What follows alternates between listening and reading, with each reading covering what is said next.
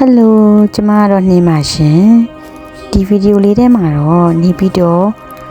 ပုပ္ပတိမျိုးနယ်ရဲ့တဘာဝဆန်တဲ့အလှပလေးတွေကိုတင်ပြသွားမှာဖြစ်ပါတယ်ကျမရဲ့မိတ်ဆွေတွေ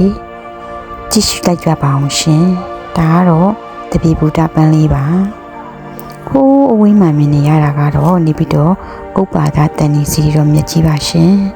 ရမ်းမဲ့ကြည့်ညို့ဝေရကောင်းပါတယ်ရှင်နေပြည်တော်မှာနွေရာသီဆိုလို့ရှိရင်အခုလိုမျိုးရာသီပန်းလေးတွေနဲ့အရမ်းမဲလှပပါတယ်ရှင်တကယ်လဲလွမ်းမောဖရလဲကောင်းပါတယ်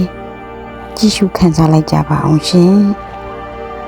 ကျမရဲ့ vlog လေးတွေကိုအခုလိုမျိုးနောက်ပိုင်းမှာတဘာဝဆန်တဲ့အလှတရားလေးတွေကိုတင်ပြသွားမှာဖြစ်လို့ကျမရဲ့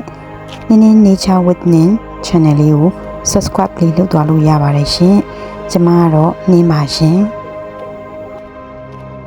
နေပြည်တော်ဆိုတာမြန်မာနိုင်ငံရဲ့မြို့တော်ဖြစ်တဲ့အတိုင်းတကယ်ကိုတဘာဝဆန်ဆန်နဲ့လည်းလှပပါတယ်ကြည့်လျာမြင်လျာဟာတကယ်ကိုလှပနေတဲ့နေပြည်တော်ဖြစ်ပါတယ်နောက်ပိုင်းဗီဒီယိုလေးတွေလည်းဆက်လက်ပြီးအားပေးကြပါအောင်ရှင်နောက်ပိုင်းမှာဆိုရင်ကျမနင်းနင်းကဝတ္ထုတို့လေးတွေစာလေးတွေလည်းဖတ်ပြသွားမှာဖြစ်ပါတယ်ကျမရဲ့ channel လေးထဲမှာဆိုရင်တဘာဝအလှတရားလေးတွေမြင်တွေ့နိုင်တယ်ဝတ္ထုလေးတွေစာအုပ်စာပေလေးတွေလည်းဖတ်ပြသွားမှာဖြစ်တဲ့အတွက်ကြောင့်မလို့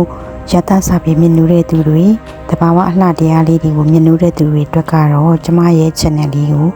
subscribe လေးလုပ်သွားပါရှင်အားလုံးကိုကျေးဇူးအများကြီးတင်ပါတယ်ဒီဗီဒီယိုလေးကကျမရဲ့ပထမဦးဆုံးဗီဒီယိုလေးဖြစ်တဲ့အတွက်ကြောင့်မလို့လိုအပ်ချက်လေးတွေရှိရင်လည်းအားလုံးပဲနားလည်ပေးကြပါလို့မေတ္တာရက်ခံချင်ပါတယ်ရှင်ပထမဦးဆုံးဗီဒီယိုလေးကိုစတင်ဖန်တီးရဖြစ်ပါတယ်ကျမရဲ့ channel လေးထဲမှာ short လေးတွေတော့တင်ထားရှိပါတယ်နောက်ပိုင်းမှာဆိုရင်တော့ပုံမူကောင်းမွန်တဲ့ဗီဒီယိုလေးတွေ vlog လေးတွေတင်ဆက်သွားနိုင်ဖို့အများကြီးကြိုးစားသွားမှာဖြစ်ပါတယ်ကဲဥပ္ပါဒတန်ဒီစီတော်မြတ်ကြီးရဲ့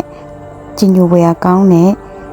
ပုံရိပ်တော်နဲ့အတူတူနေပြီးတော့မြို့ရဲ့တဘာဝအလှတရားလေးကိုကြည့်ရှုခံစားခဲ့ပြီးဆိုတော့ကျမတို့မိတ်ဆွေရဲ့ရင်ထဲမှာလည်းတစုံတစ်ခုရတာခံစားတော့ရမယ်လို့မျှော်လင့်ပါတယ်